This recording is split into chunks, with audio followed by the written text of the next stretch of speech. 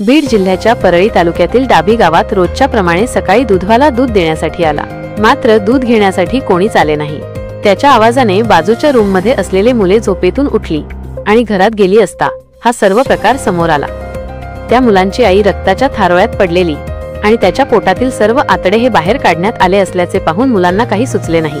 त्यांनी एकच गोंधळ आणि आरडाओरडा केल्यावर मिनिटात सर्व गाव गोळा झाले। शोभा तुकाराम मुंडे, वय 37 वर्षे असे मयत महिलेचे नाव समोर येत आहे। तत्काळ घटनेची माहिती परळी येथील ग्रामीण पोलीस ठाण्यात देण्यात आली। पोलीस घटनास्थळी दाखल झाले।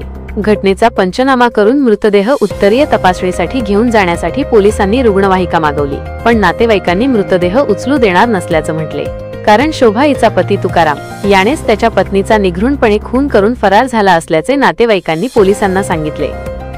आरोपी पतीला ताब्यात घेतले जात नाही तोपर्यंत नातेवाईकांनी मृतदेह उत्तरीय तपासणीसाठी घेऊन जाण्यासाठी नकार दिला।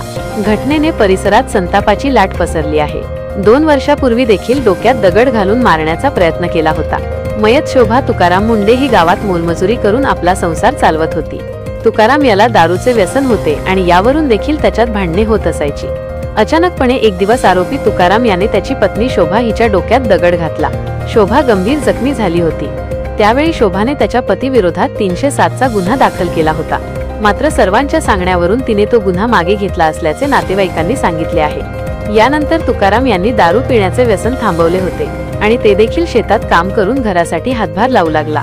मात्र अचानक सर्व सुरळीत चालत असताना त्यांनी मागचा राग मनात धरून आमच्या मुलीचा घात केला असा आरोप आता नातेवाईकांनी केला आहे। आरोपी तुकाराम मुंडे याला जोपर्यंत अटक केली जात नाही तोपर्यंत मृतदेह हलवू दिला जाणार नाही असा नातेवाईकांचा पवित्रा घेतल्याचे पाहून परळी येथील ग्रामीण पोलिसांनी आरोपींच्या शोधात एक पथक पाठवले।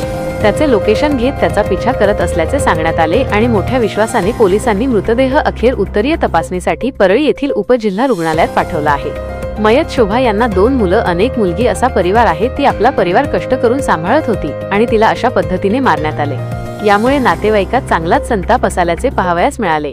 परळी येथील ग्रामीण पोलीस ठाण्याचे पोलीस घटनेचा सखोल तपास करीत असल्याचे त्यांनी सांगितले असून लवकरात लवकर आरोपीला ताब्यात घेऊन त्याला अटक केली जाईल असा विश्वास त्यांनी मयत शोभा मुंडे यांच्या नातेवाईकांना दिला असल्याचेही सांगण्यात आले आहे।